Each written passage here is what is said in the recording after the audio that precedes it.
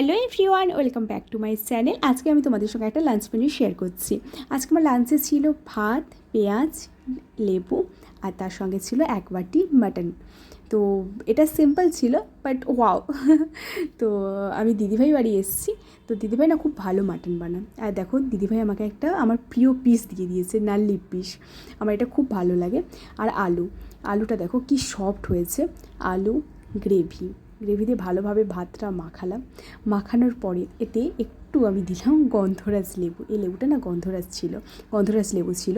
তো গন্ধরাজ লেবু মানে মাটনের সঙ্গে কি জাস্ট ভালো লাগে সেটা তোমরা সবাই জানো।